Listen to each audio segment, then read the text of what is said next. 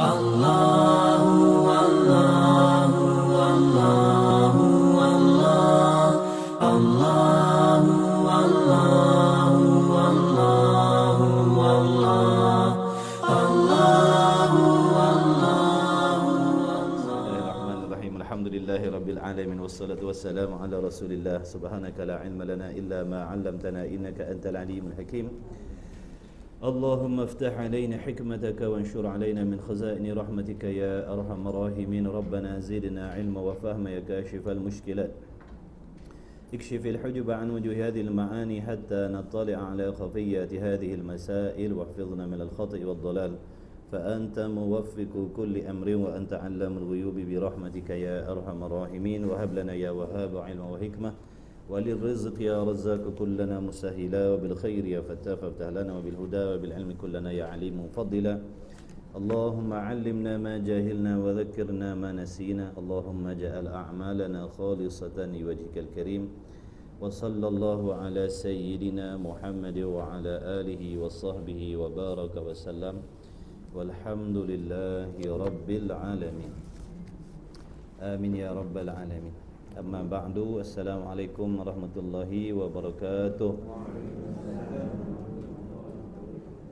Hadirin hadirat rahimakumullah, tetamu Allah dan tetamu Rasulullah, bersyukur kita ke hadrat Allah Subhanahu wa taala yang memberikan kepada kita nikmat kesihatan, keafiatan serta diberi taufik dapat kita menggunakan segala nikmat yang dipinjamkan oleh Allah kepada perkara yang diredai oleh Allah. Mudah-mudahan kita termasuk dalam golongan hamba-hambanya yang bersyukur. Mudah-mudahan nikmat ini dikekalkan oleh Allah, dipanjangkan oleh Allah, ditambahkan lagi keberkatannya di dalam kehidupan kita insya-Allah. Pertama-tama sekali saya minta maaf banyak-banyak lambat hari ni. Melaka Darul Traffic Light.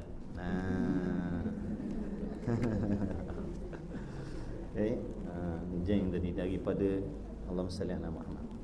Daripada stadium Hon Jebat tu sampai dekat simpang nak masuk kat Petron tu. Sampai depan tu lapang, tak tahu apa benda yang jam.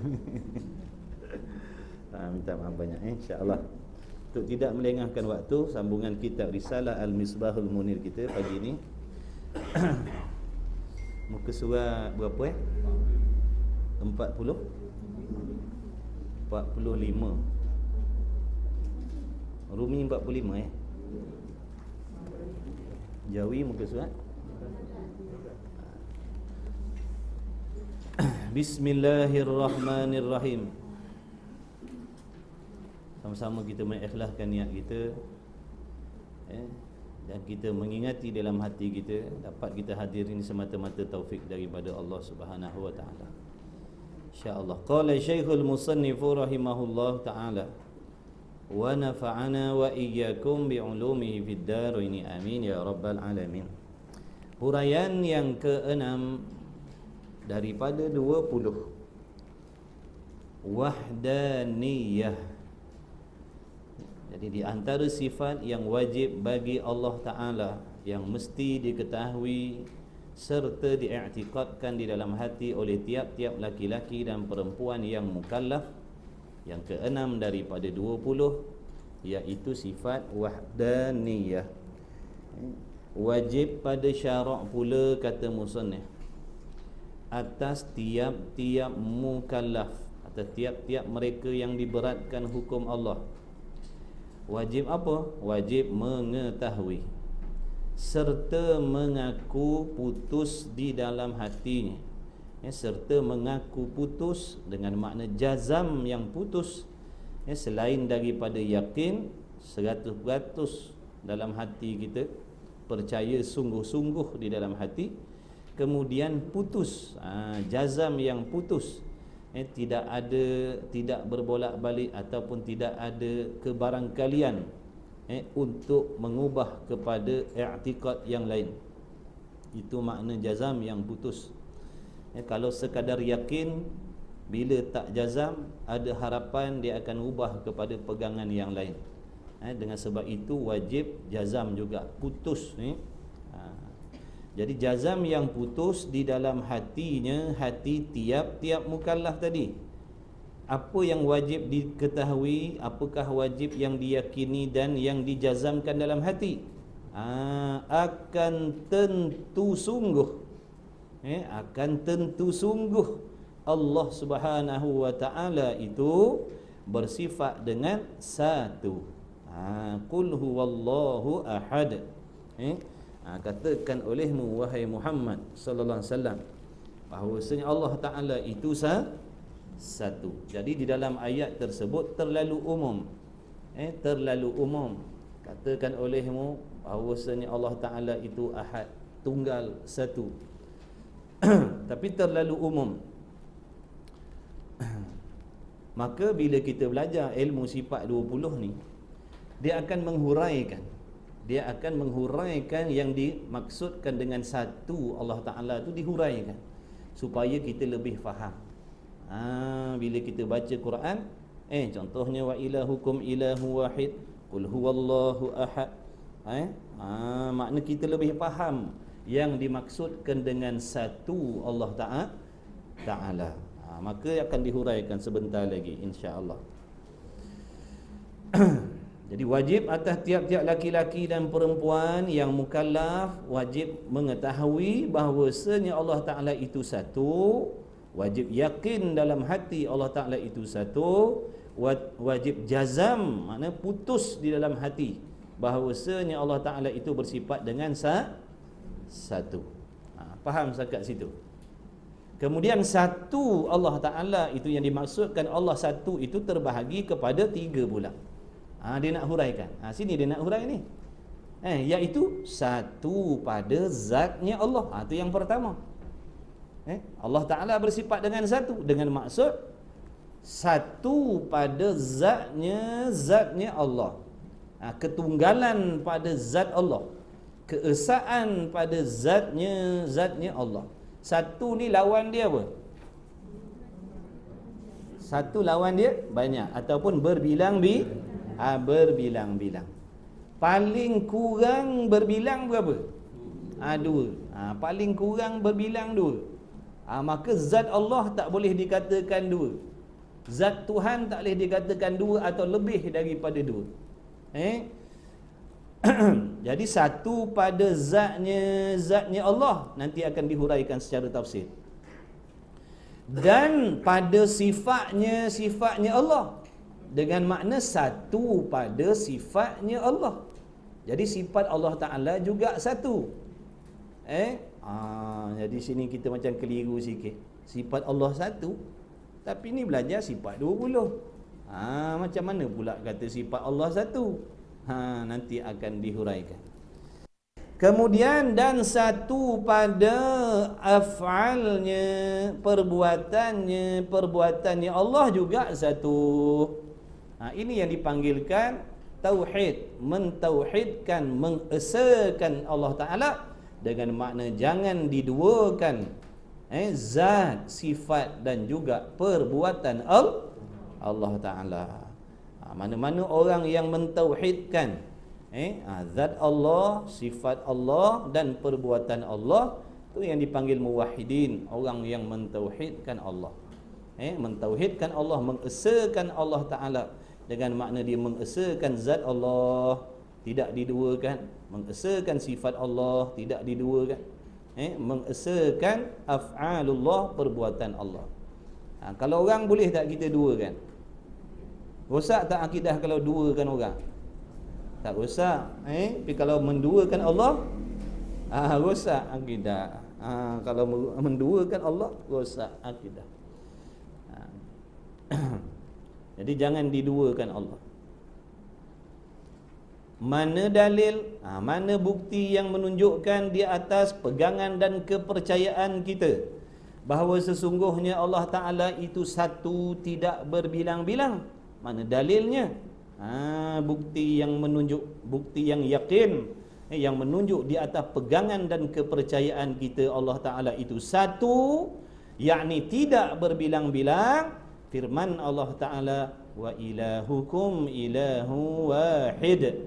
Banyak lagi dalam Quran tu. Ini di antara ayat yang kita ambil, yang diletakkan dalam kitab ini sebagai bukti di atas pegangan dan kepercayaan kita bahawa sesungguhnya Allah Ta'ala itu wajib bersifat dengan satu, mustahil bersifat dengan berbilang-bilang. Kemudian maka kata musannif, dia nak hurai, jaga dia nak hurai apa yang dimaksudkan satu pada zat Allah ni, supaya kita faham, supaya jangan nanti kita menduakan zat Allah Ta'ala. Maka satu itulah dikatakan wahdaniyah. Tu yang panggil sifat wahdaniyah tu. Nama bagi sifat yang wajib ada pada zat Allah Ta'ala. Jadi wahdaniyah ini di antara sifat kamalat, sifat kesempurnaan, ataupun di antara sifat sifat ketuhanan. Bila sebut Tuhan, dia wajib bersifat dengan wahdaniyah, dia mesti bersifat dengan satu. Satu tu pula ada 3 maksud. Satu pada zat, sifat dan perbuatan. Kalau satu pada zat tapi berbilang-bilang pada sifat, berbilang-bilang pada perbuatan, itu bukan Tuhan. Itu bukan Tuhan.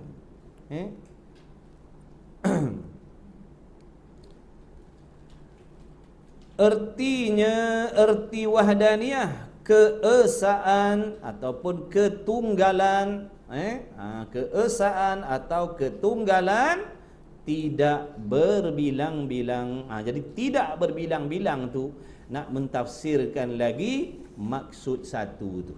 Satu tu apa? Tidak berbilang-bilang, menafikan berbilang-bilang pada Allah Ta'ala. Tu perkataan tidak tu, tidak tu penafian lah tu. Menafikan. Apa yang dinafikan sini? Apa yang dinafikan kat sini? Berbilang-bilang tu. Kerana berbilang-bilang pada Allah Ta'ala itu adalah kekurangan, sifat kekurangan. Maka nafikan tidak berbilang-bilang. Jadi sifat wahdaniyah ni juga termasuk di dalam salah satu daripada sifat-sifat salbiyah. Jadi sifat salbiyah tu semua kita terjemahkan maksudnya dengan tidak. Tidak baharu, tidak ada permulaan, tidak binasa, tidak berkehendak dan berhajat, tidak serupa, tidak perasan tak tu? Tidak. Ketidakperasan. Takut tidak perasan. Jadi menafikan barang yang tak layak itulah memberi maksud salbiyah. Habis. Maka satu pada zat itu. Jaga jangan tidur. Jaga. Nak terang ni. Rugi tidur ni. Dia kata daripada tidur kat rumah baik tidur dalam kelas, kata dia. Ya tak, ya juga. Ya tak, ya juga. Daripada tidur kat rumah rugi. Tidur dalam kelas, dia kata untung sikit. Untung sikit. Sikitlah untung. Rugilah tak faham bila tidur nanti kan. Dan makna satu pada zat itu, zat tu makna diri. Yang dimaksudkan diri Allah Ta'ala itu satu, ialah zat Allah Ta'ala, diri Allah Ta'ala tidak bersusun daripada beberapa zat yang boleh dibilangkan, yang boleh dikirakan. Yang boleh dibilang mana yang boleh dikira. 2, 3, 4 tu boleh kira tu. Jadi zat Allah Ta'ala tidak bersusun, tidak bergabung, tidak bertindih, tidak melekat-lekat. Sekurang-kurang bilangan, tidak bersusun, yakni tidak bertindih, tidak bercantum daripada beberapa, makna banyak zat yang boleh dibilangkan, yang boleh dikirakan dengan sekurang-kurang bilangan, yakni dua. Maksudnya begini, zat Allah ni kita tak boleh nak katakan Diri Allah Ta'ala itu adalah sesuatu yang boleh dikirakan. Maksudnya ada dua unsur, ada dua benda yang melekat, ada dua benda yang berganding, ada dua benda yang bergabung menjadi diri Allah Ta'ala. Itu yang dimaksudkan.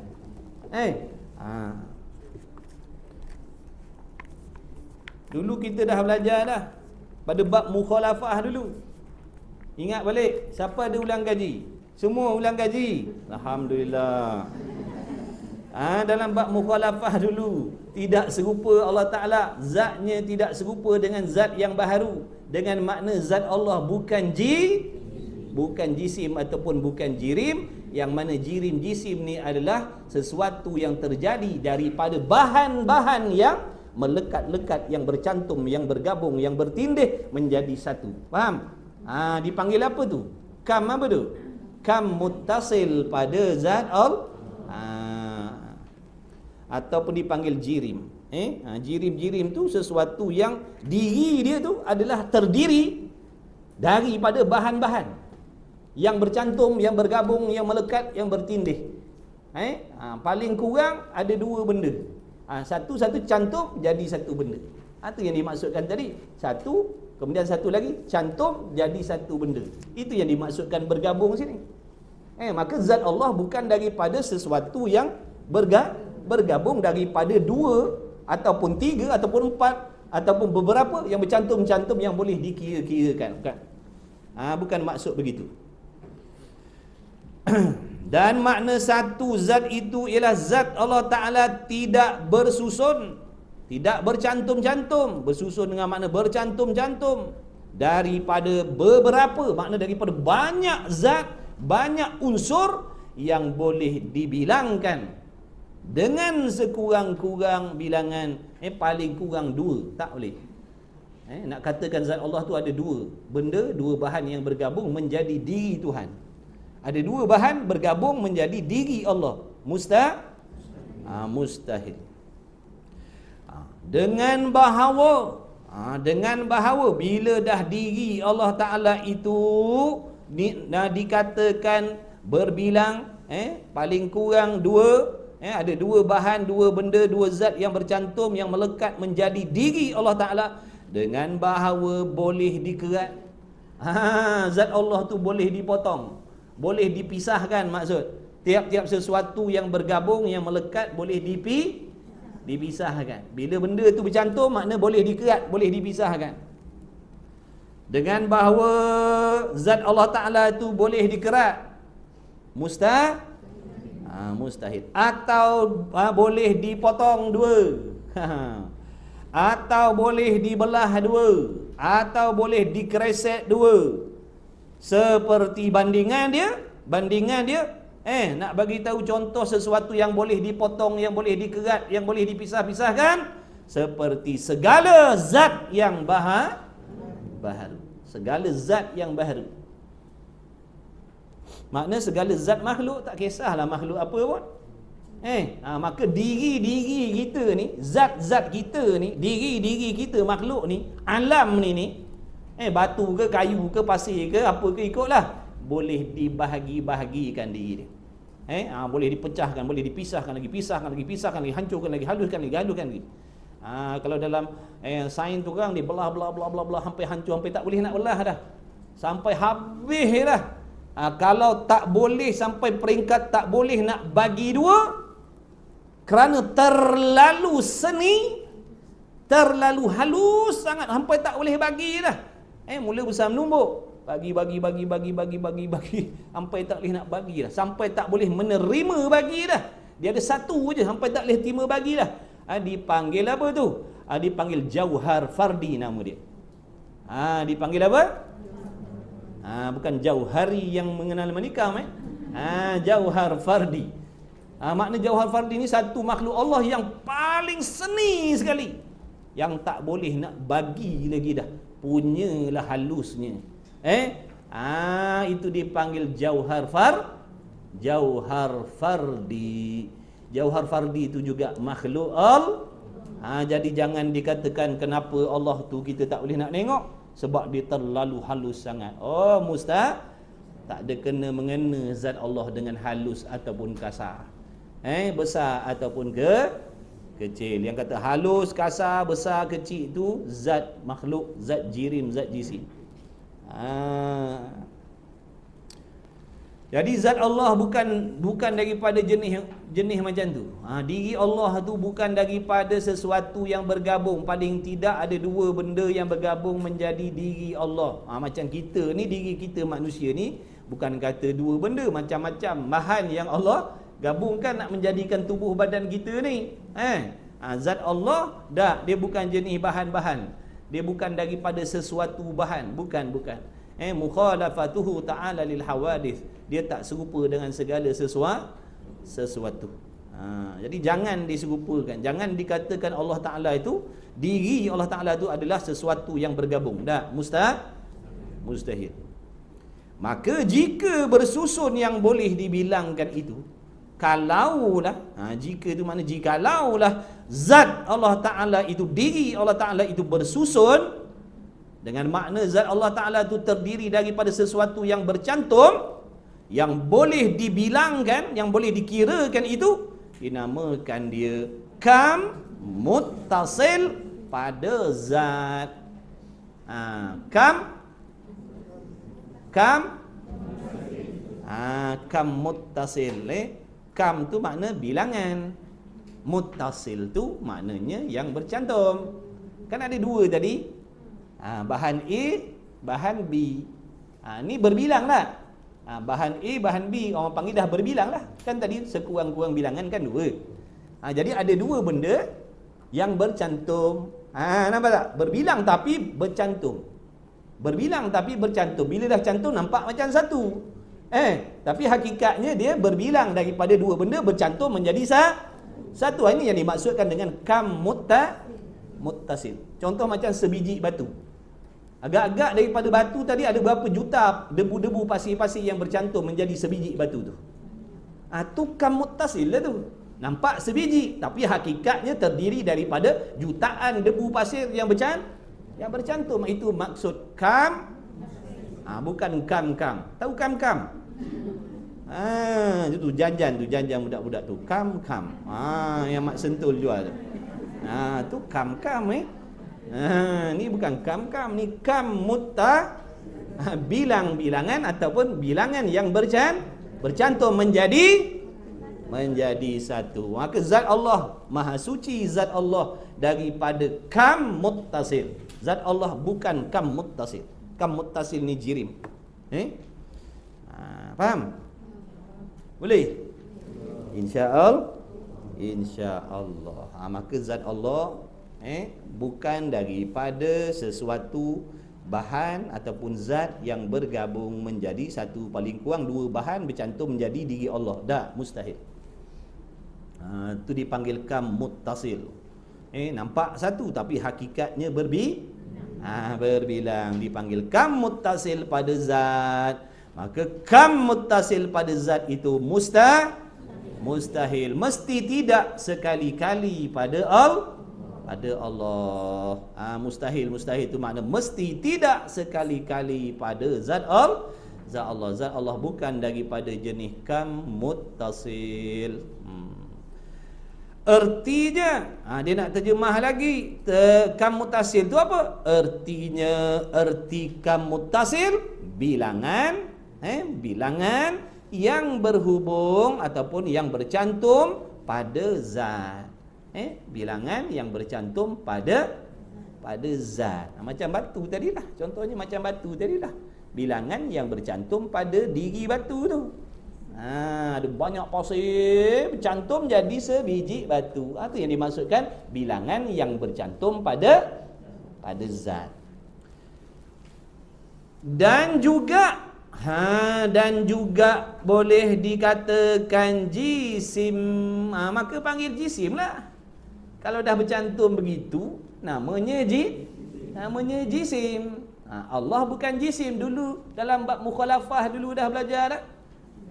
Itulah munasabahnya. Munasabahnya ulama duk susun. Yang pertama wujud, kidam, baqa'. mukhalafah, lepas tu baru jumpa wahdaniyah. Jadi kalau dah faham bab mukhalafah dulu, mudah nak faham wahdani.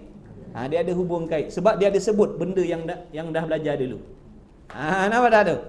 Kerana yang dikatakan kam muttasil ini dipanggil juga jisim. Jisim ni dulu dalam bab mukhalafah dah baca dah terangkan dah, kecuali yang tak datang. Yang kecuali yang tak datang, dia tak dengar lah hari tu. Tapi yang datang, dengar dah hari tu. Jisim ni lah mukhalafah. Zat Allah, makna diri Allah tak serupa dengan diri sesuatu, dengan makna zat Allah bukannya jisim yang bertempat. Dulu tengok balik dalam bab mukhalafatuhu ta'ala lil hawadith tu. Artinya apa jisim tu? Artinya segala zat yang baharu, yang boleh dibahagikan, yang boleh dikerat-kerat, yang boleh dipisah-pisahkan. Jadi diri kita ni boleh dikerat-kerat, boleh dipisah-pisahkan. Lepas tu kita dengar cerita ada orang kena potong leher, ada orang kena potong tangan, ada orang kena potong kaki. Sebab apa? Kita jisim. Maka bila jisim boleh dihurai-huraikan, boleh dipisah-pisahkan, boleh dihancur-hancurkan. Zat Allah tidak begitu. Maha suci zat Allah daripada serupa dengan jisim. Sungguh ke tidak?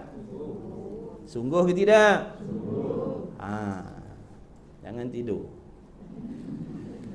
Dan jika zat Tuhan dapat dibahagikan dan dapat dibilang, kalaulah diri Allah Ta'ala, kalaulah zat Allah Ta'ala itu boleh dibahagi-bahagikan, boleh dikerat-keratkan, boleh dipisah-pisahkan, maka tidak dikatakan tak boleh panggil satu.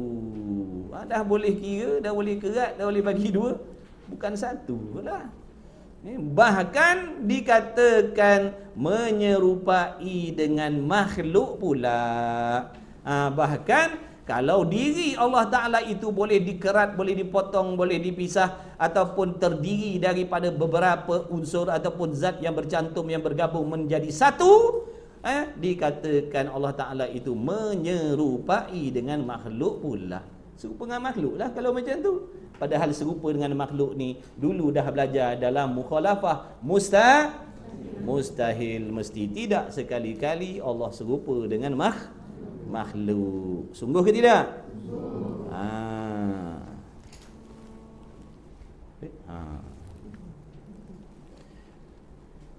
Boleh nak alih ni? Kalau tak faham tadi, sakat tu je kita belajar hari ni. Dan makna satu pada zat itu pula. Ni makna yang kedua. Makna yang kedua. Tadi makna yang pertama. Jadi satu pada zat Allah ada dua makna. Makna yang pertama, zat Allah bukan daripada jenis kam muttasil. Itu makna yang pertama. Makna yang kedua, jaga jangan tidur. Lawan. Celik-celikkan mata tu, celikkan. Pesan dengan kawan sebelah. Kalau kau nampak aku terlelap, tolong cuit-cuitkan. Gitu. Dia kata nak cuit. Macam mana aku pun lelap? Ya juga. Dan makna satu pada zat itu pula tidak ada zat yang lain. Tidak ada sesuatu diri yang lain, makna selain daripada Allah, yang boleh berbilang-bilang, maksud yang boleh dikirakan dengan zat Allah Ta'ala. Mudah ayatnya begini, tidak ada sesuatu zat yang lain sama macam zat Allah.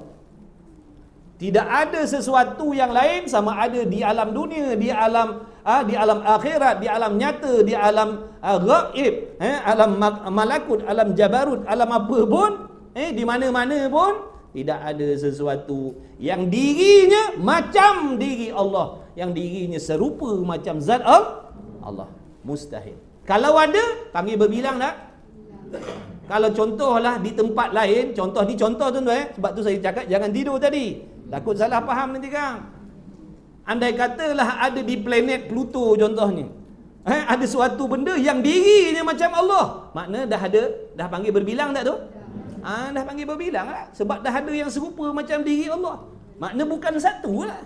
Sebab dah ada yang lain macam dia juga. Contoh macam saya sekarang, saya nak mendakwa, saya nak mengaku diri saya ni, yang macam saya ni, saya seorang aja. Boleh tak? Tak boleh ni. Diri tuan-tuan ni kan keserupa macam saya, cuma rupa tak sama. Makna diri kita tu, saya daripada jirim jisim, ada darah, ada daging, ada tulang. Yang lain-lain sama tak? Jadi saya nak ngaku saya satu je boleh? Tak boleh. Sebab apa? Ada yang lain serupa macam saya. Jadi berbilang-bilang. Tapi berbilang-bilang yang ni dalam bentuk berasing. Berbilang tapi berasing. Makna boleh dikirakan tapi dalam bentuk berasingan. Ni dipanggil kam munfasil. Kam munfasil pada zat. Yang tadi kam muttasil pada zat. Berbilang tapi bergabung. Macam pasir-pasir yang bergabung pada sebiji batu. Macam rumah ni, macam bangunan ni, ada berapa banyak batu bata yang berbilang-bilang tapi bercantum menjadi sebuah bangunan. Nampak tak? Sebut sebuah bangunan tapi dirinya terhasil daripada percantuman, pertindihan, pergabungan macam-macam zat, macam-macam benda, macam-macam bahan. Maka dipanggil kam muttasil. Ada tak tempat lain bangunan dia macam ni juga? Kejadian dia? Ada. Tapi bergabung ke bergasing? Bergasing. Namanya kam munfasil. Berbilang tapi bergasing. Jadi kita nak kata bangunan kita ni dalam dunia ni sebiji je macam ni. Kita punya bangunan ni, rumah ngaji Melaka ni macam ni, ada satu je. Tempat lain tak ada. Mustahil. Sebab apa? Tempat lain pun sama juga macam ni kejadian bangunan dia. Hasil dibuat daripada batu, daripada pasir dan sebagainya. Jadi kita nak kata satu je bangunan macam ni, tak boleh terima. Sebab ada banyak yang lain macam ni juga. Panggil berbilang-bilang tapi dalam bentuk berasingan. Boleh? Dan makna satu pada zat itu pula, tidak ada zat yang lain yang boleh berbilang-bilang ataupun yang boleh dibilangkan ataupun yang serupa. Mudahnya yang serupa dengan zat Allah Ta'ala. Zat Allah bukan daripada jenis jirim jisim, dia pun bukan daripada jenis jirim jisim juga. Macam Allah juga. Mustahil. Tak boleh terima. Tak boleh terima. Kalau ada, maknanya tak boleh panggil lah satu je Tuhan. Ada dua lah. Sebab ada yang serupa zat macam dia juga. Padahal Allah Ta'ala tu, Tuhan tu satu, tidak ada yang serupa dengan Allah. Zatnya tak serupa dengan yang lain. Mukhalafah tu jaga, pegang elok-elok tu. Dalil mukhalafah tu. Dalil mukhalafah tu pegang betul-betul. Zat Allah tak serupa dengan yang lain. Tak ada zat yang lain macam zat Allah. Kalau ada zat yang lain macam zat Allah, dah panggil ada dua, ada tiga, ada empat.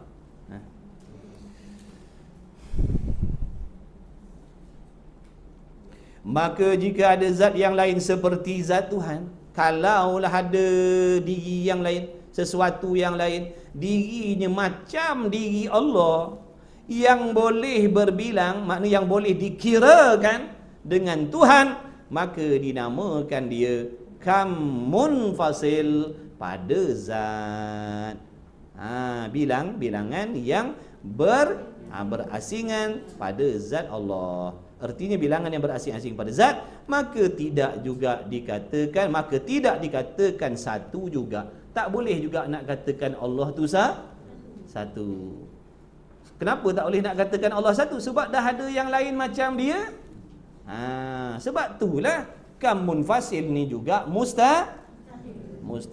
Faham tak ni tuan-tuan?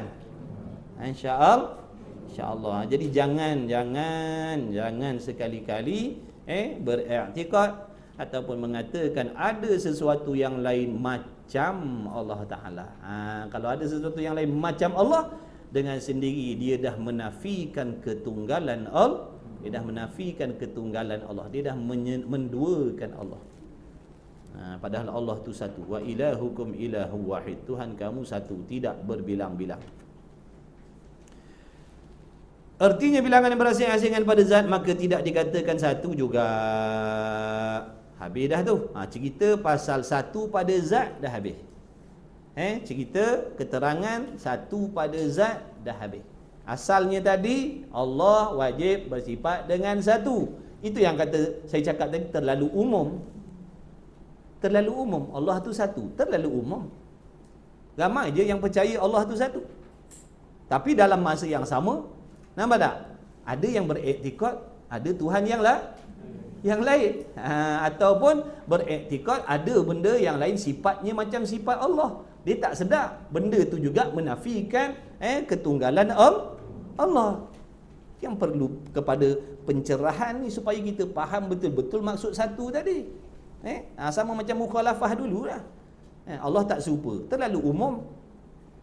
Tapi bila dihuraikan baru faham, oh tak serupa zatnya, tak serupa sifatnya, tak serupa perbuatannya. Sebab itu barang siapa yang sekalipun dipercaya Allah Ta'ala Tuhan, tak ada Tuhan yang lain, tapi bila diserupakan sifat makhluk dengan sifat Allah, dia rosak akidah juga. Ataupun diserupakan perbuatan yang lain macam perbuatan Allah, rosak akidah juga. Sekalipun mulutnya kata tidak ada Tuhan selain Allah. Maka pengetahuan ataupun i'tikad Allah Ta'ala itu satu ataupun Allah Ta'ala itu Tuhan tanpa belajar sifat 20 ni terlalu umum sangat. Pengetahuan tu betul dah tapi terlalu umum, bahaya maksudnya. Kerana tipu daya ni yang boleh merosakkan akidah ni halus. Banyak. Kalau kita longgar-longgar je, buat apa nak belajar sifat 20? Aku percaya Allah Tuhan. Siap. Bahaya tu. Ibaratnya jalan tepi pergi tu, bila-bila masa boleh terjun tu. Tapi bila belajar, faham. Oh begini maksud satu Allah. Oh begini maksud tidak ada Tuhan selain Allah. Barulah lebih kemah penjagaan dia. Tu nama nak jaga akidah. Orang tak nak belajar tauhid ni, orang tak nak jaga akidah. Dia berasa tenang, berasa lapang, konon-konon selamat dah. Banyak benda yang boleh merosakkan akidah. Bila belajar baru nampak, baru tahu banyak benda yang boleh menyebabkan orang tu jadi syirik pada Allah Ta'ala. Kalau tak belajar tak tahu. Jadi jangan bersenang-senang. Jangan senang hati dengan nikmat iman yang Allah bagi dengan percuma, tanpa mengambil kisah, tanpa mengambil tahu. Memanglah asalnya lahir dalam keadaan beriman, tapi iman yang dah ada tu jangan dibiarkan begitu saja, kena asah bagi faham. Kalau tak dia boleh hilang. Iman ni tiket Allah Ta'ala bagi kita. Lahir-lahir je di kalangan mak bapak yang beriman, maknanya lahir-lahir kita ni dah dapat tiket masuk syurga. Ni bukan tiket masuk wayang tengok mak kilau. Tapi kalau dapat tiket tengok mak kilau pun okey juga, untung juga. Ini tiket masuk syurga. Tapi jangan terlalu seronok. Takut nanti tertinggal tiket ni, entah mana-mana hilang. Itu ibaratnya orang yang beriman tapi tak nak ambil peduli tentang iman. Tak ada kisah nak belajar tentang iman tu apa. Apa benda yang merosakkan iman, dia tak belajar. Itu yang jadi macam-macam. Kau hafal lah 30 juzuk pun. 15 juzuk sikit. Kau hafal lah 30 juzuk pun. Kau hadis lah, hafal lah berapa banyak kitab hadis pun. Tapi kalau akidahnya tak jaga, sebab tu kalau terlalu bersenang, alah buat apa nak belajar lagi, kan kita dah beriman. Tu contoh orang yang bersenang-senang. Kata Imam Ghazali, hati-hati, jangan terlalu senang-senang sangat. Senang hati dengan nikmat iman Islam tu, jangan terlalu seronok sangat. Kerana ramai orang yang lahirnya beriman, matinya kafir. Tak nak ambil kisah. Akibatnya cakap apa nak cakap, rosak akidah. Buat apa nak buat, rosak akidah. Tak tahu. Sebab tak nak ambil tahu. Memada dah Allah Tuhan Muhammad Rasul. Buat apa nak belajar-belajar? Tu bahaya. Jadi belajarlah. Buat tu guru ingat, mari belajar. Dia bimbang yang kita ni rosak akidah. Dia bimbang sebab nampak akibat kecelakaan yang menanti kalau orang ni rosak akidah atas dunia. Mati menyesal selama-lamanya. Sebab itulah dia panggil kita, mari belajar, jangan tak belajar akidah. Kita pula yang rimah. Kita pula dah yang rimah pula dah. Apa duk sibuk ajak orang mengaji, sibuk panggil orang ajak belajar. Sebab dia sayang kita. Dia risau tentang diri kita. Kita je yang tak risau tentang diri kita. Tapi ulama-ulama risau sebab dia nampak bahaya hari kiamat tu. Kita tak nampak. Kita nampak bahaya dunia je. Tu yang lampu merah pukul 3 pagi dalam hujan lebat tunggu naik atas motor tu. Risau langgar lampu merah kan kemalangan. Padahal pukul 3 pagi tengah hujan lebat tunggu. Punyalah risau. Punyalah taatnya risau, takut langgar lampu merah, bahaya. Tahu pula jaga bahaya dunia, bahaya akhirat. Bahaya akhirat mana lebih dahsyat? Bahaya dunia ke bahaya akhirat? Bahaya akhirat tu lebih dahsyat lagi. Tapi tak ramai yang peduli tentang bahaya akhirat ni. Yang pedulinya bahaya dunia. Hati-hati bawa kereta, hati-hati bawa motor. Jangan memotong suka hati. Jangan lupa pakai tali pinggang keledar. Jangan lupa pakai helmet. Macam-macam pesan. Jangan buat laju, patuhi. Patuhi had kelajuan antarabangsa. Jangan laju-laju. Sebab apa tu? Takut bahaya. Betul dah. Baguslah. Tapi malangnya fikirkan bahaya dunia je. Bahaya dalam alam barzah tak fikir. Bahaya di padang mahsyar tak fikir. Bahaya di titian sirat tak fikir. Bahaya di dalam neraka tak fikir. Itu yang bersenang tak nak mengaji, tak nak belajar. Kalau tanda-tanda orang ni risau tentang bahaya hari kiamat, dia akan belajar. Takut nanti amalnya tak diterima oleh Allah, imannya rosak, hatinya kotor, nanti jadi dapat bahaya, dapat celaka hari kiamat. Sebab tu dia belajar, takut, dia risau. Orang yang tak belajar ni dia tak risau. Dia garanti selamat dah balik akhirat. Jadi tuan-tuan ni semua orang yang risau tentang hari kiamat. Alhamdulillah. Takut rosak akidah tu yang mari belajar tu. Betul lah tu. Takut akidah yang ada dalam hati ni salah. Maka sebelum mati baik perbaiki ataupun pastikan betul-betul. Takut mati bawa akidah yang salah. Tu kalau cerita ilmu akidah lah. Kalau fiqh lah. Takut semayang puasanya salah, tu pergi belajar fiqh tu. Takut hatinya ikhlas tak betul, tu yang pergi belajar tasawuf tu. Takut bacaan Qurannya salah, tu yang pergi ngaji tajwid tu. Macam tu. Kemudian katanya musannif, kata musannif, dan makna satu pada sifat itu. Kan tadi dia terbahagi pada 3. Satu pada zat, satu pada sifat, satu pada perbuatan. Satu pada zat dah selesai huraiannya. Satu pada sifat pula. Apa maksud sifat Allah Ta'ala tu satu? Kita macam keliru lah. Kata sifat 20. Kata ada 20 sifat yang wajib kena tahu. Kalau secara ijmalnya wajib beriman bahawasanya Allah Ta'ala itu memiliki sifat kesempurnaan yang tidak terhingga. Yang tidak ada siapa yang mengetahui kesempurnaan sifat-sifat Allah tu ada berapa banyak melainkan Allah saja. Tiba-tiba kata pula sifat Allah satu. Macam mana ni? Pening ni nak hurai. Nak hurai ni insya-Allah tak pening. Syarat jangan tidur Dan makna satu pada sifat itu ialah tidak ada di zat Allah.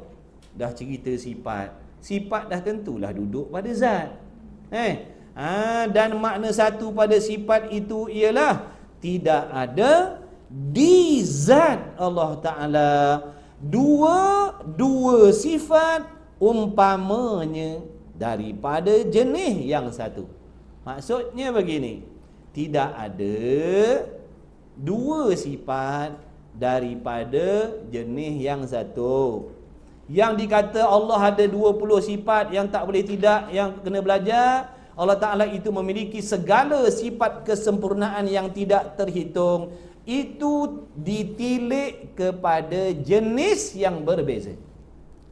Tilik kepada jenis-jenis sifat yang berbeza, itu yang banyak. Wujud lain, qidam lain, baqa' lain, sama' basar lain. Itu yang jadi banyak. Faham? Faham tak ni? Sonyap ya? Faham tidak? Yang dikatakan sifat Allah banyak ni, yang kata banyak tu tilik kepada jenis lain-lain. Wujud jenis lain, baqa' jenis lain, sama' basar jenis lain. Tu yang banyak. Yang maksud sekarang ni, daripada tiap-tiap jenis tadi, wujud contohnya, Ataupun kudrat contohnya. Ada berapa kudrat ni? Kudrat ada satu je. Bukan maksud pada Allah tu ada 1000 kudrat. Ada 2 kudrat. Ada 3 kudrat Allah. Tak, kudrat Allah satu sahaja. Faham? Ini yang dimaksudkan satu pada sifat Allah. Bukan pada Allah tu ada 2 kudrat. Ada 2 sifat kudrat yang bergabung pada Allah. Ada 3 sifat kudrat yang bergabung pada Allah. Ada 10 sifat kudrat yang bergabung pada Allah. Tak, sifat kudrat Allah satu sahaja. Itu yang dimaksudkan dengan satu pada sifat Allah, maksud yang pertama. Dia ada 2 maksud juga. Ni maksud yang pertama. Maksud yang pertama satu pada sifat, dengan makna setiap jenis sifat-sifat Allah tu hanya ada satu sahaja. Jadi nanti tuan-tuan ingat, saya nak bagi tahu dulu, nanti keluar dalam soalan kertas peperiksaan akhir tahun. Ada berapa sifat kudrat Allah? Maka tuan-tuan jawab ada satu sahaja. Tu. Faham? Ada satu sahaja sifat kudrat Allah. Dengan sifat kudrat yang satu ni lah Allah Ta'ala mentadbir alam ni, menjadikan sesuatu, meniadakan sesuatu. Ada satu je kudrat. Pada kita fikir macam ni, ada satu je kudrat, lemah. Banyak kudrat, bau kuasa kita cakap. Sebenarnya kalau ada banyak kudrat, tak payah ambil 10 lah. Kita ambil 2 je sifat kudrat sebagai contoh, nak mendekatkan faham. Kalau ada sifat kudrat, baik sifat kudrat ni nak tanya dulu, apa peranan dan ta'aluk sifat kudrat? Ta'aluk sifat kudrat, peranan sifat kudrat menjadikan, mengadakan, membuat sesuatu atau meniadakan sesuatu. Itu peranan sifat kudrat ataupun ta'aluk sifat kudrat. Ta'aluk tu makna peranan ataupun urusan sifat. Baik, jadi kudrat tadi peranan dia membuat sesuatu.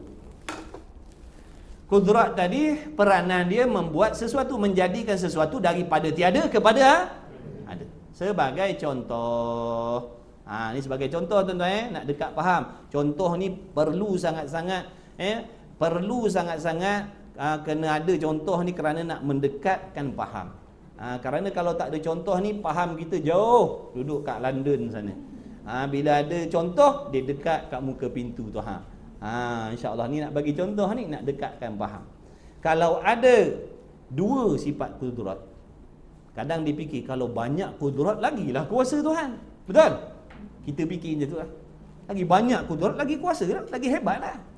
Dah, ulama' tauhid kata, kalau banyak, kalau berbilang-bilang kudrat, membawa kepada lemah Tuhan. Macam mana pula jalan cerita dia? Ni jalan cerita dia. Tolong jangan tidur. Baik. Kemudian, ni contoh kudrat. Saya ada kudrat. Contoh saya ada 2 sifat kudrat sebagai contoh. Maka saya pun membuat, saya pun menjadikan sesuatu daripada tiada kepada ada. Saya buat sudu. Dia sudu. Saya buat dengan sifat kudrat saya. Saya menggunakan yang saya buat sudu ni tadi guna kudrat yang pertama. Dah ada 2. Saya guna kudrat yang pertama, maka daripada tak ada sudu kepada ada sudu. Faham tak cakap ni? Okey, soalan yang kedua. Bolehkah kudrat saya yang satu lagi, yang kedua, kudrat saya yang kedua, yang mana peranan dia sama juga, menjadikan sesuatu. Soalan ni, boleh tak kudrat saya yang kedua ni menciptakan sudu yang sudah ada ini? Boleh ke tidak? Ulang soalan. Boleh ke tidak kudrat saya yang satu lagi menciptakan sudu yang dah dibuat oleh kudrat yang pertama? Boleh. Jawabnya salah. Jawabnya salah lah. Sebab sudu ni kan dah ada. Kita dah panggil dulu tahsilul hasil namanya. Menciptakan benda yang dah ada itu mustahil. Dah ada. Kalau nak buat sudu lain. Ini cerita saya tanya tadi, bolehkah kudrat yang nombor 2 nak buat sudu yang dah ada ni? Boleh tak kudrat yang kedua nak buat sudu yang dah ada ni? Jawabnya Tak boleh. Sebab apa tak boleh? Kerana benda dah ada. Lain kalau saya cakap, boleh tak kudrat yang kedua nak buat sudu satu lagi? Tu boleh. Tak faham soalan lah tu. Jadi soalan tadi, boleh tak nak buat kudrat yang kedua tadi, nak buat sudu yang dah ada ni? Jawabnya tak boleh. Padahal peranan dia membuat sesuatu. Tiba-tiba tak boleh nak buat juga. Tiba-tiba tak boleh juga nak membuat makhluk. Nampak tak? Sedangkan peranan kudrat yang kedua ni juga sama macam peranan kudrat yang pertama, menjadikan. Tiba-tiba tak boleh nak menjadikan sudu yang dah ada ni. Maka berfungsi ke tidak? Berfungsi tidak? Berperanan tidak? Jadi kijau ke tidak? Tak jadi kijau. Tak jadi kijau. Tak ada faedah maksudnya. Kudrat ada tapi tak ada faedah sebab tak boleh bertugas dengan tugas dia menjadikan. Lemah ke tidak? Lemah. Sempurna ke tidak? Ini kalau kata ada 2 kudrat. Kalau ada 10, tambah sikit sebab tadi kita fikir lagi banyak lagi kuat. Baik, ada 10 kudrat. Saya jadikan sudu dengan kudrat yang pertama. Kudrat nombor 2, nombor 3, nombor 4, nombor 5, nombor 6, nombor 7, nombor 8, nombor 9, nombor 10. Boleh tak nak menjadikan sudu yang dah ada? Ada berapa sifat kudrat yang dah sia-sia tu? 9 sifat kudrat sia-sia. Tu kata jadi lemah tu. Sebab tu tak boleh dikatakan ada 2 kudrat ataupun lebih pada Allah. Satu aja. Sebab kalau banyak sifat daripada jenis yang sama, akan menjadi tidak meratai ta'alluq sifat tu. Ta'alluq sifat tu tidak meratai. Ada sifat yang boleh bertugas, berperanan, ada sifat duk saja tapi tak boleh buat apa-apa. Macam tadi tu, sifatnya ada tapi tak boleh buat apa-apa. Lemah. Faham tak ni? Tak faham pun ikutlah. Itulah alasan dia. Kenapa tak boleh kata banyak kudrat? Kenapa tak boleh banyak kudrat? Kerana membawa kepada tidak meratai ta'alluq sifat tu. Ada sifat tapi tak boleh buat dia punya tugasan dia. Membawa kepada lemah. Kemudian kata musannif ulang balik. Mana tadi? Maka dinamakan dan makna satu pada sifat itu ialah tidak ada di zat Allah Ta'ala dua sifat umpamanya daripada jenis yang satu, seperti 2 kudrat. Jadi 2 kudrat ni mustahil. Ada berapa sifat kudrat Allah? Satu saja. Ingat tu, jangan lupa. Ada satu saja sifat kudrat Allah. Jangan kata 2. Jangan kata 3. Ada satu sahaja. Dan 2 iradat. Ni contoh. Contoh benda yang mustahil tadi. Dia nak terangkan maksud satu pada sifat. Satu pada sifat yang pertama dengan makna setiap jenis sifat Allah Ta'ala tu semuanya ada satu-satu. Daripada tiap-tiap jenis tu semua ada satu-satu. Kudrat satu, iradat satu, ilmu satu, sama satu, basar satu. Semua sifat Allah satu. Semua satu. Yang kata banyak tadi tilik kepada jenis-jenis yang berbeza. Tilik kepada jenis berbeza. Jenis berbeza tu yang jadi banyak. Tilik kepada jenis banyak. Apa telefon? Kacau.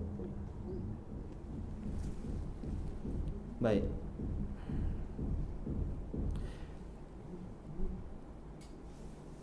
Seperti ada 2 kudrat, maka mustahil ada 2 kudrat dan 2 iradat. Dan umpamanya, maksud umpamanya tu kiaslah yang lain lah. Jadi kalau orang tanya ada berapa sifat pelihat Allah? 1. Jangan kata Tuhan tu ada banyak sifat pelihat sebab nak tengok makhluk ni banyak. Jadi kena banyak sifat pelihat pun boleh nampak. Dan Allah melihat segala-galanya dengan sifat pelihat yang satu itulah. Dengan sifat yang satu itulah, sifat pelihat Allah yang satu itulah nyata segala perkara yang wujudiyah pada sifat pelihat Allah. Dengan sifat pendengar Allah yang satu itulah Allah mendengar segala sesuatu yang ada atas jalan meliputi. Maka jika ada dua-dua sifat itu pada zat Allah Ta'ala, maka dinamakan dia kam muttasil pada sifat. Jadi seandainya kalau ada dua sifat kudrat bergabung pada Allah, itulah yang dipanggil kam muttasil, bilangan yang bercantum sifat yang bercantum pada zat Allah. Kam muttasil pada sifat, maknanya bilang-bilangan yang bercantum pada sifat Allah, maka hukumnya mustahil. Sifat Allah satu je. Maka jika ada dua-dua sifat itu di zat Allah, maka dinamakan dia kam muttasil pada sifat. Artinya bilangan yang berhubung pada sifat, bilangan yang bercantum, yang bersusun, yang bergabung pada sifat. Dan iaitu batil. Nak dikatakan ada dua sifat yang bergabung, dua sifat daripada jenis yang sama, dua sifat daripada jenis yang sama bergabung, mana sama-sama kudrat. Kudrat pertama, kudrat kedua bergabung pada diri Allah. Itu yang dimaksudkan dengan kam muttasil pada sifat, hukumnya batil, salah. Kenapa tak boleh kata begitu? Kerana kedua-dua sifat itu tidak meratai ta'alluqnya. Apa maksud tidak meratai? Tadi itulah contoh yang kita buat tadi dah. Tu maksud tak meratai. Yang boleh buat kudrat yang nombor satu, kudrat yang lain tak boleh nak buat. Itu maksud tidak meratai. Kalau meratai ni makna semua tu berperanan boleh buat kerja. Itu baru kata meratai. Ni tak satu tu aja boleh ciptakan sudu tadi, yang nombor 2, nombor 3, nombor 4, nombor 5 tak boleh nak buat sudu tadi tu. Itu maksud tidak meratai pentadbiran dia ataupun tugasan dia. Jadi bila dah tak meratai, lemahlah. Sebab Tuhan ni dia tadbir semua. Dia tadbir semua, dia bukan tadbir sebagian-sebagian. Sebagian dia buat, sebagian orang lain buat, tak. Dia bukan Tuhan sebahagian alam, tak. Dia Tuhan sekalian alam. Bukan Allah Ta'ala berkongsi dengan sesiapa. Tak ada suatu kuasa lain yang bergabung dengan Allah dalam nak menjadikan sesuatu, sama ada perkara baik ataupun perkara yang sebaliknya. Semata-mata perbuatan Allah. Semata-mata perbuatan Allah. Jadi semua benda ni nak menzahirkan tanda-tanda ketunggalan Allah Ta'ala. Kita ni semua tanda ketunggalan Allah, tanda keesaan Allah. Dan makna satu pada sifat pula. Makna yang kedua, satu pada sifat. Dan makna satu pada sifat pula tidak ada pada yang lain. Mana pada yang lain? Makna selain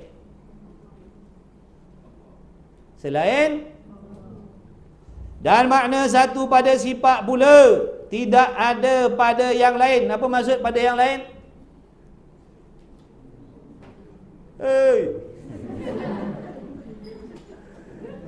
Tidak ada pada yang lain. Yang lain apa? Yang lain maknanya selain Allah.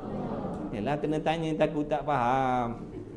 Kan ngaji nak faham, usaha nak faham. Jadi kenalah tanya sekadar nak pastikan faham. Tidak, kadang dia diam tu dua, satu diam faham, satu diam tak faham. Apa nak takut salahnya? Adatlah tu. Kalau dah betul tak payah belajar. Kalau dah betul tak payah belajar lah. Kalau dah belajar tentulah jumpa salah. Daripada salah tu, bila dibetulkan dia akan ingat lama. Kita salah, kita bagi jawapan salah, tiba-tiba dibetulkan, oh ingat lama jawapan tu. Jadi salah tu pun ada hikmah dia. Jadi jangan takut salah. Jangan takut salah. Dan makna satu pada sifat itu pula tidak ada selain daripada Allah. Tidak ada pada selain Allah memiliki sifat seperti sifat Tuhan. Tak ada pada yang lain memiliki sifat seperti sifat Tuhan. Tak ada. Kalau ada pun sama pada nama je. Sama pada sebut. Kita ada sifat ilmu tak kita? Ada. Allah ada tak sifat ilmu? Ada. Sama ke tidak? Tak, sama sebut je. Hakikatnya tak sama. Ilmu kita didahului jahil, ilmu Allah tak terdahulu jahil. Ilmu kita baharu, ilmu Allah sedia kala. Ilmu Allah meliputi takluknya, ilmu kita takluk separuh-separuh je. Tu tak sama. Jadi barang siapa yang mengatakan ada sifat pada yang lain, contohnya ada pada yang lain sifat ilmunya macam Allah, maka dia telah menduakan Allah. Sebab tu orang yang komplain, condemn Quran ni, orang yang condemn Quran ni khususnya, begitulah juga hadis, orang yang cuba-cuba nak meletakkan ilmunya setanding dengan ilmu Allah. Jadi dia berasa ilmu dia tu macam dengan ilmu Tuhan.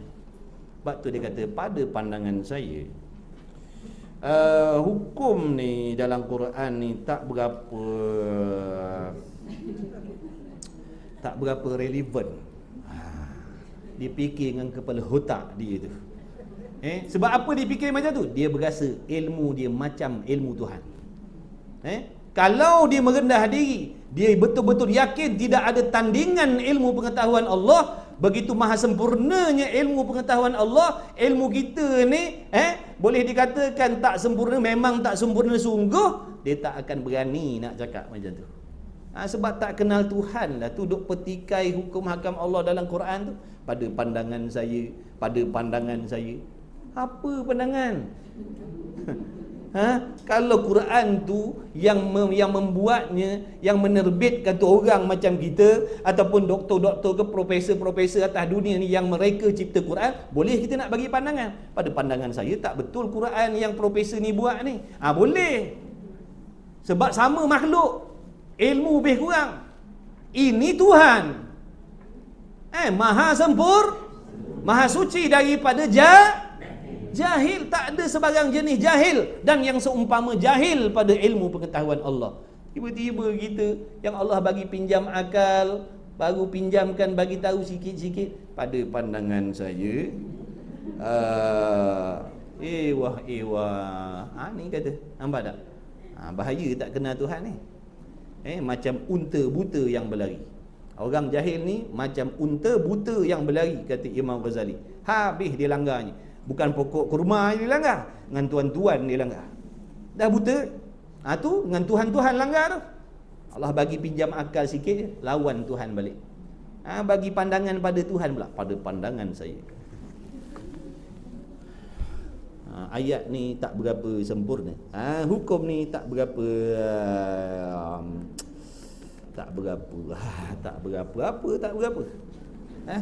Bukankah Allah Ta'ala menetapkan hukum hakam Allah tu berdasarkan ilmu dia?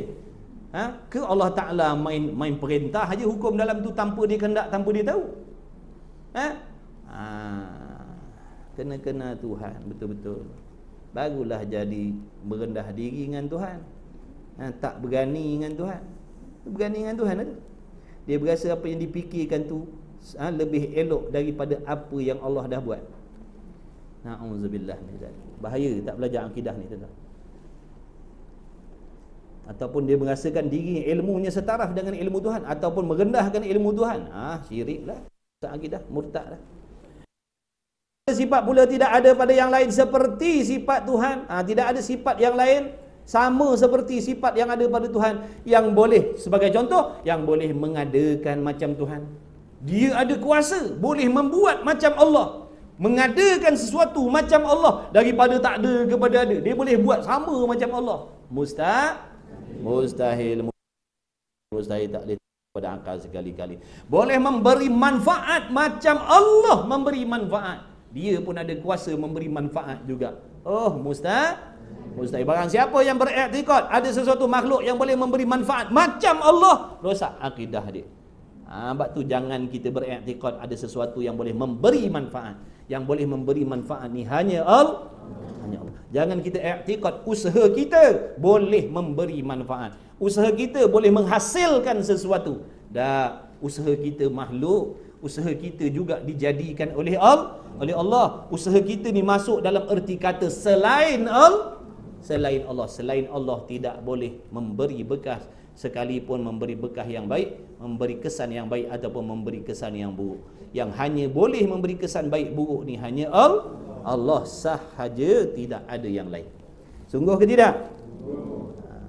Jangan sungguh kot ni. Sungguh. Jangan kod-kod pula. Kalau kod-kod tu makna ragu-ragu tu. Tak ada yang lain. Pada zahirnya nampak macam kita buat, lepas tu dapat sesuatu. Dah, itu pada zahir. Hakikatnya tak, yang menjadikan, yang menghasilkan. Apa yang kita usahakan tu sama ada kita usaha buat baik, hasil baik. Kita usaha buat jahat, hasil jahat. Itu hakikatnya adalah perbuatan Allah. Maka makna satu pada sifat itu pula tidak ada pada yang lain sifat seperti sifat Tuhan. Sebagai contohnya mana yang boleh mengadakan dan boleh meniadakan apa-apa makhluk. Dia pun boleh buat macam Tuhan juga. Ataupun boleh melihat macam Allah melihat, boleh mendengar macam Allah mendengar, mengetahui macam Tuhan mengetahui. Mustahil. Maka jika ada pada yang lain sifat-sifat seperti sifat-sifat Tuhan itu, kalaulah ada pada yang lain sifatnya macam sifat yang ada pada Allah, dinamakan dia kam munfasil pada sifat. Makna bilang-bilangan yang berasingan pada sifat. Dengan makna Allah ada ilmu yang begini, pada dia pun ada ilmu yang macam tu juga. Maka dah berbilang-bilang sifat Tuhan tadi itu. Kerana pada Allah pun ada ilmu yang macam tu sempurna, dia pun ada ilmu sempurna juga. Jadi orang dah panggil berbilang. Paling kurang ada dua. Orang panggil berbilang-bilang dah. Allah satu, ada sifat ilmu macam tu, dia pun ada ilmu macam tu juga. Dah ada dua lah orang panggil berbilang. Tapi berbilang di sini dalam bentuk berasingan.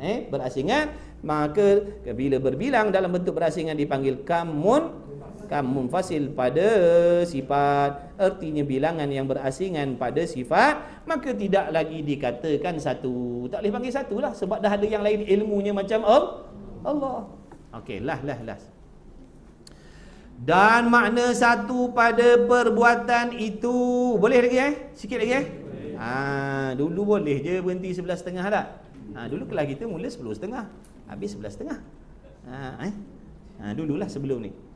Sekarang ni 9.30. Biasa balik 10.30. Jadi insya-Allah lah. Besok saya janji saya tak datang besok. Dan makna satu pada perbuatan itu ialah tidak ada perbuatan yang lain. Ni cerita pasal satu pada perbuatan pula.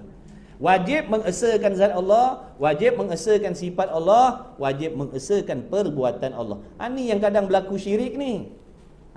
Kadang-kadang dia menduakan zat Allah, kadang-kadang dia menduakan sifat Allah, kadang-kadang dia menduakan perbuatan Allah. Jadi salah satu daripada tiga ni bila berlaku, maka rosaklah iman seseorang tu.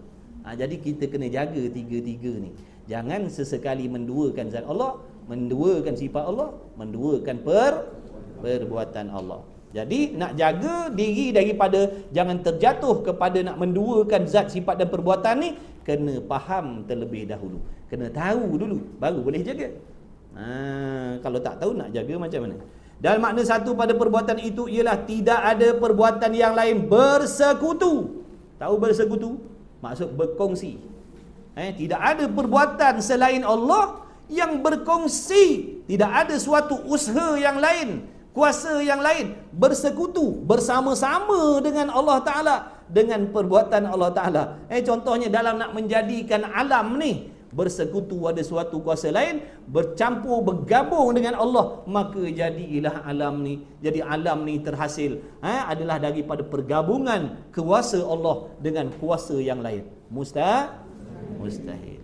Ataupun contoh kita kata ni, kita boleh lahir atas dunia ni, kita boleh jadi manusia ni, adalah hasil daripada kekuasaan Allah dengan usaha mak bapak kita. Jadi kita ni hasil sebab apa? Sebab bergabung perbuatan Allah, kuasa Allah dengan usaha mak bapak kita bergabung, maka lahirlah kita. Tak. Lahirnya kita ni semata-mata perbuatan Allah, yang mak bapak kita tu orang panggil atas jalan asbab sahaja. Faham samalah macam rezeki yang tuan-tuan kerja tu, yang tuan-tuan berniaga tu, hasil rezeki tu semata-mata perbuatan Allah tu, bukan maksud bergabung dengan usaha kita dapat rezeki. Nampak tak? Barang siapa yang merasakan ini hasil aku, usaha aku bergabung dengan kekuasaan Allah, maka dapatlah kaya macam ni. Maksudnya di situ dia dah mensyirikkan perbuatan Allah. Semata-mata perbuatan Allah, banyak ke, sikit ke, untung ke, rugi ke, semata-mata perbuatan Allah, tak ada kena-mengena dengan pergabungan kuasa yang lain. Orang tu mengandung, bila mengandung duk buat benda-benda, lahir anaknya sumbing. Yang memberi, yang menjadikan anak tu tadi, sumbing tadi tu semata-mata perbuatan Allah, bukan dengan sebab dia pergi cangkul busut kat belakang rumah tu. Itulah tu perbuatan setan tu lah tu. Nampak tak? Setannya kerja lah tu yang budak tu jadi cacat macam tu. Dah perbuatan Allah. Asbabnya, tu tadi asbabnya buat benda-benda yang tak sepatutnya. Contoh macam memancing. Boleh memancing. Saya dah lama dah tak mancing, kat 2 bulan tak mancing. Jadi mancing boleh. Isteri kita mengandung ke, ikutlah, boleh memancing. Yang tak bolehnya jangan buat zolim. Jangan buat zolim ni tak kira lah bini mengandung ke, bini tak mengandung ke, tak boleh buat zolim. Lebih-lebih lagi bila isteri dia tu mengandung. Lepas tu buat zolim pada haiwan. Itu Allah Ta'ala turunkan balasan. Doa daripada binatang yang dizolimi tu. Sebab tu boleh mancing, tapi jaga adab betul-betul. Tak ada masalah. Jangan sampai kau mana tak pergi mancing, bini aku mengandung. Apa kena mengena bini kau mengandung? Bukan bini kau pergi mancing. Pergi je lah mancing. Dia kata takutlah nanti anak cacat. Apa kena mengena? Nampak tak tuan-tuan? Bila tak faham hukum hakam ni sampai jadi akidah macam tu. Jadi orang yang pegang macam tu seolah-olah takut usaha hamba dia boleh memberi berkah dah. Makna jangan buat benda yang Allah larang. Pergilah. Kalau macam tu, naiklah. Kalau persatuan nelayan bini-bini dia orang mengandung semua,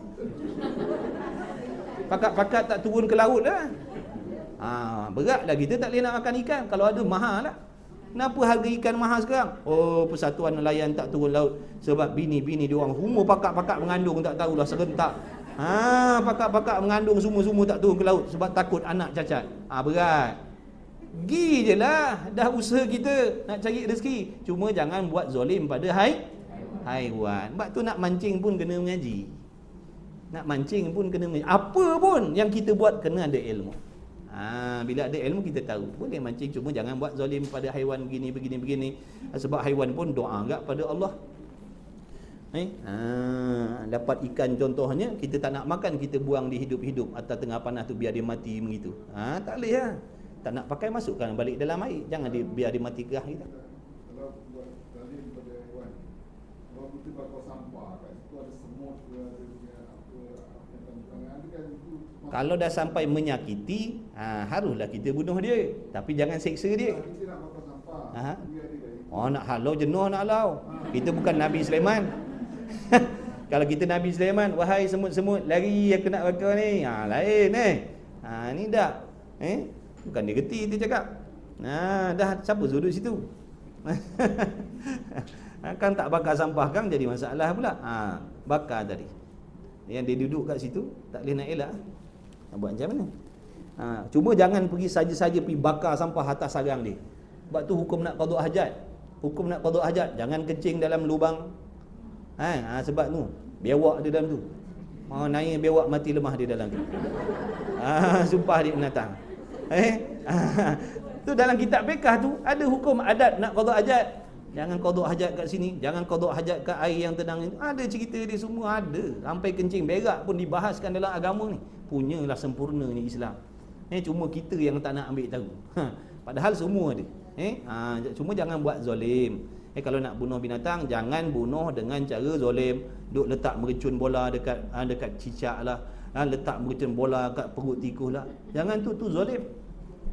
Tu zalim. Kalau nak bunuh sekali harung. Jangan duk menyiksa macam tu. Hatta babi sekali pun. Mentang-mentang di babi kita nak kerat dia sikit-sikit. Tak boleh. Sekalipun dia babi, sekalipun dia anjing, nak bunuh dengan cara yang cepat mematikan. Ni dak duk kerat sikit-sikit saja nak tengok haiwan tu duk menggelitik mati. Dak, dosa tu kena laknat. Jangan main-main. Baik lelaki ke baik perempuan ke, yang mengandung ke tak mengandung ke, makna jangan buat zalim pada binatang. Dah pergi mancing balik. Jangan risau, dah bagi tahu. Kemudian katanya musannif lagi. Jadi tidak ada suatu perbuatan yang bergabung dengan Allah dalam nak menjadikan sesuatu, dalam nak memberi sesuatu manfaat ataupun mudar, yang mengadakan Allah semata-mata, yang meniadakan juga Allah semata-mata. Jadi yang nama kemalangan, pembunuhan, pisau, peluru, apa benda itu semua tak ada apa-apa pun. Yang memberi kesan mematikan, melukakan, mencederakan itu semata-mata Allah.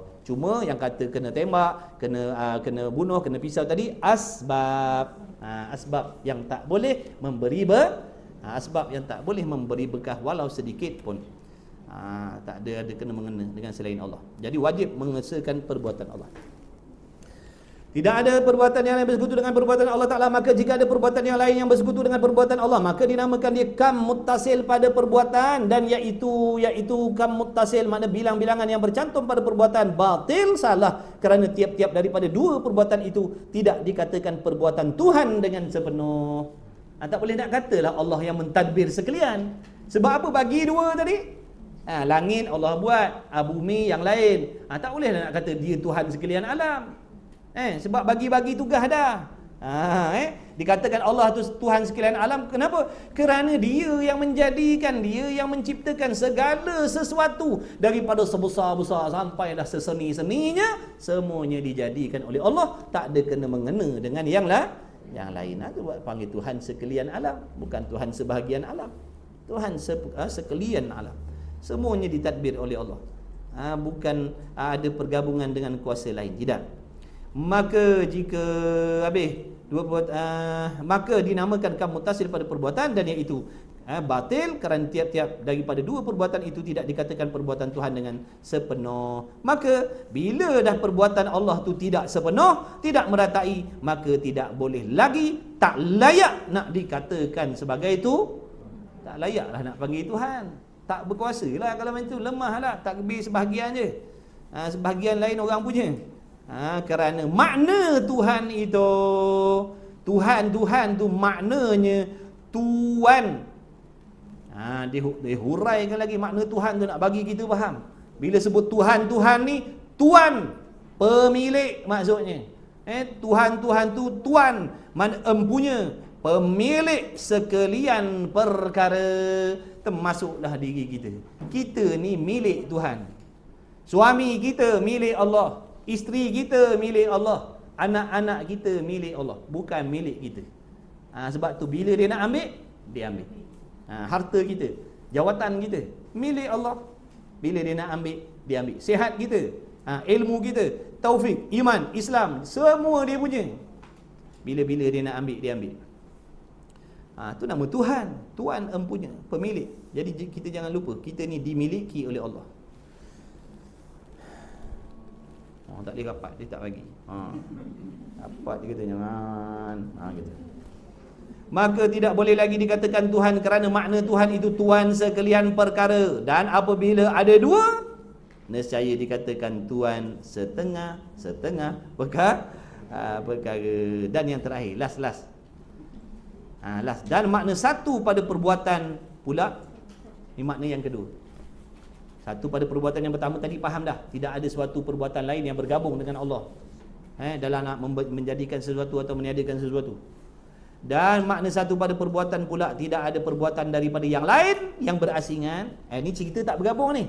Tadi bergabung. Tadi ada kuasa yang bergabung dengan Allah. Ni tak, ni cerita berkuasa tapi asing-asing. Perbuatan dia macam Allah juga. Dia macam Allah juga. Tu maksudnya. Pada perbuatan pula tidak ada perbuatan daripada yang lain yang berasingan seperti perbuatan Allah Ta'ala. Contohnya dia boleh menghidupkan seperti Allah, boleh mematikan seperti Allah, boleh memberi rezeki seperti Allah, boleh mendatangkan mudarat seperti Allah, mendatangkan manfaat seperti Allah. Tapi bergasing, bukan duduk sekali dengan Tuhan, ni bergasing. Maka jika ada munfasil, makna bilangan yang berasingan pada perbuatan. Artinya bilangan yang berasingan pada perbuatan, dan iaitu berbilang-bilang pada perbuatan, hukumnya mustahil, tak boleh terima pada akal sekali-kali, kerana kedua-duanya itu tidak meratai pemerintahannya. Kalau begitu, mana setelah ditilik kepada dalil-dalil akli tadi itu, jikalau yang kita dah belajar di berawal tadi itu, jikalau itu dalil akli dia tu. Bila dah timbang-timbang dengan akal tadi, tak boleh, tak boleh terima pada akal, tak boleh terima pada akal. Kalau begitu, tetaplah, sungguhlah Tuhan itu satu, tidak berbilang-bilang pada zat dan pada sifat dan pada perbuatan. Jadi kita dah belajar, dah tahu, dah faham ni. Mudah-mudahan terjagalah diri kita, jangan jadi orang yang menduakan Allah ataupun menyamakan Allah, sama ada menyamakan zat ataupun sifat ataupun perbuatan Allah. Wajib mentauhidkan Allah dalam segala hal. Wajib mentauhidkan, mengesakan Allah dalam segala hal. Jangan diduakan zat Allah, jangan diduakan sifat Allah, jangan diduakan perbuatan Allah. Cukuplah sekadar itu. Wallahu a'lam wa ilmuhu wa atam. Mudah-mudahan bermanfaat untuk saya sendiri khususnya dan yang mendengar sekaliannya. Allahumma amin ya rabbal alamin. Mudah-mudahan kita doa dengan berkah majlis ilmu kita pada pagi ini. Sekaliannya kita, anak isteri kita, kawan-kawan, sahabat andai, kenalan-kenalan yang jauh yang dekat yang mengikuti, mudah-mudahan mendapat keridhaan Allah Ta'ala, mendapat pengampunan daripada Allah, dimurahkan rezeki, diberi kesihatan, keafiatan, diberi rezeki rohani dan jasmani, diberi hati yang bersih, mudah-mudahan dibersihkan hati kita, dilembutkan hati kita, diterangkan hati kita, dikurniakan kepada kita rezeki yang halal, yang berkah. Allahumma amin ya rabbal alamin. Yang sedang ditimpa musibah, ditimpa macam-macam penyakit, mudah-mudahan Allah memberi kesembuhan dengan rahman Allah Ta'ala, dengan berkat Nabi Muhammad sallallahu alaihi wasallam. Bismillahirrahmanirrahim. Alhamdulillahirabbil alamin, wassalatu wassalamu ala Rasulillah wa ala alihi. اللهم ربنا انفعنا بما علمتنا، ربنا علمنا الذي ما ينفعنا، ربنا فقه أهلنا وقربات لنا في ديننا مع أهل الكثر أنثى وذكر. اللهم خلصنا مما أنا فيه خلاصا جميلا، ولا حول ولا قوة إلا بالله العلي العظيم. وصلى الله على سيدنا محمد وعلى آله وصحبه وبارك وسلم، والحمد لله رب العالمين. إن شاء الله jumpa lagi minggu hari. Allahu